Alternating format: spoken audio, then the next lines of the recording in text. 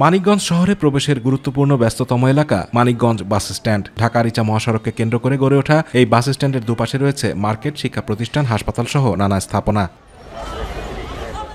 সড়কটি পারাপারে প্রায় 5 কোটি টাকা ব্যয়ে সড়ক বিভাগ নির্মাণ করে দুটি ফুট ওভারব্রিজ। এরপর 2022 সালে ওভারব্রিজ দুটি পথচারীদের জন্য উন্মুক্ত করা হয়, কিন্তু হকার, ভ্রাম্যমাণ দোকানের দখলে পুরো ফুট ওভারব্রিজ। রাতে ঘটছে ছিনতাইয়ের ঘটনাও। এই ফুটপাতে এই দোকান এখান থেকে একবার উচ্ছেদ করা উচিত।